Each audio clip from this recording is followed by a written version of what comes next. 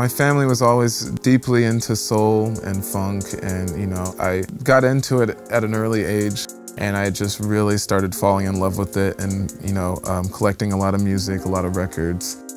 There were certain songs that I felt like, maybe you could add this here or tweak this out, or maybe have this solo go on for a little longer.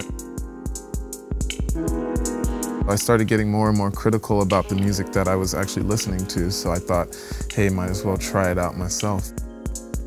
From then on, I kind of, got a drum machine, I got some software to record in, did a lot of sampling, and here I am now.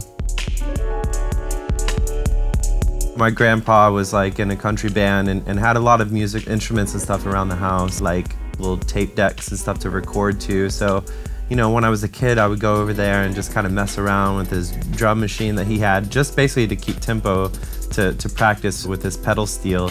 And I would just kind of mess around with it and play guitar and kind of record these songs about my babysitter. Just like a very early form of music making for sure. But that was very, very early on where I realized I love to make music.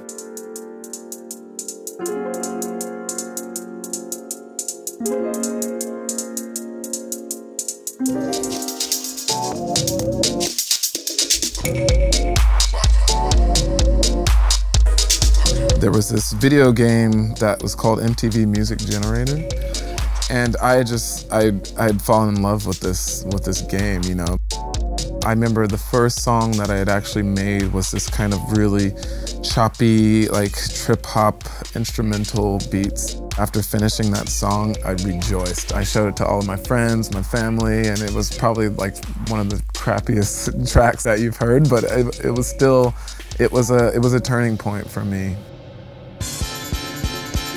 Yeah, it is kind of about that first moment when you make a song and you share it with people. That is kind of the moment where you realize, yeah, I get a satisfaction out of this. Even if it's a terrible song, just the pure fact that you made it and other people are listening to it, that is kind of like that starting point where you're like, yeah, this is what I want to do. Exactly.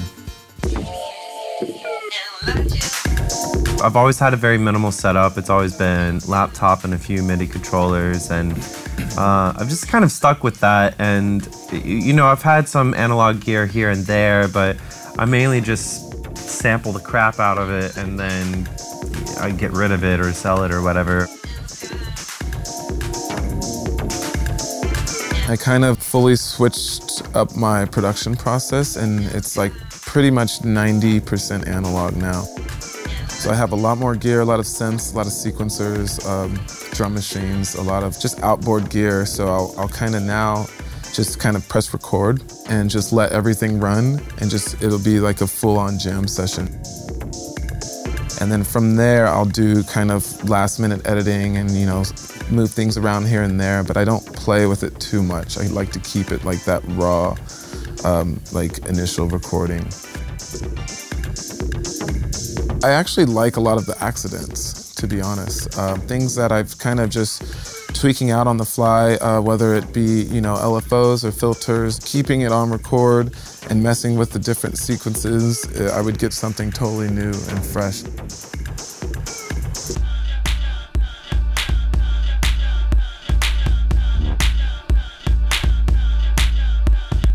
I've been working on a lot of these panorama bar influenced projects and starting a lot of the tracks with push, but I've also been bringing push out to live gigs and either doing DJ sets and sort of running drum sequences over tracks and just kind of playing around and having fun with that, or also with Sepulture we've started using it and sort of launching stems and also running drum sequences and stuff like that.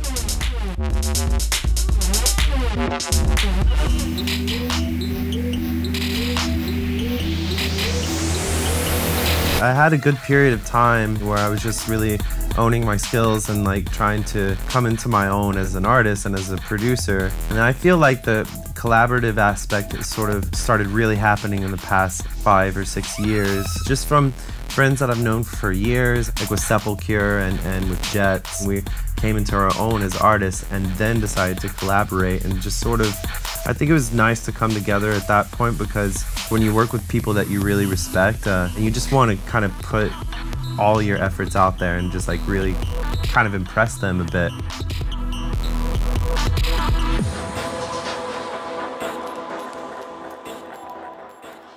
This is the first time we've actually collaborated in the studio together. I think actually using this room though has been amazing. Yeah, it sounds really good in here. Yeah, those speakers are ridiculous. It's new for both of us too, like the space, so it kind of like gives you a fresh start in a way, rather than being in your typical environment. Yeah. This was pretty much the first time I'd ever like officially used push. It gives you that hands-on feel. And it actually reminds me of other gear that I have. First we started with drums. We started laying out kicks and claps and certain percussion sounds. We started off with a kind of crazy bass drum pattern, and then initially I was just trying to show Antaeus like, you know, how you record in the bass drum, and then I was like, oh, that's cool, I like that. And then we would record another little bit and just leave it, and yeah, it was kind of fun like that. We didn't really rethink too many things. We just sort of went with the flow. So really in the past few years, I've kind of come to this point where I try to get everything out as fast as possible, and I think it's beneficial to the whole project, like, and to the songs themselves to keep that original idea intact rather than belaboring it over a long period of time and getting confused and lost from that initial idea. Just putting out ideas with push, that's the one thing I like about it most, really, because it happens really quickly. Like keeping the computer close and just being fully hands-on. But really, we got like the core of what the song has become, like in that first hour. It was an example of what I'm always trying to say about the musical process or the creative process, is capturing that initial moment, almost like you're channeling something.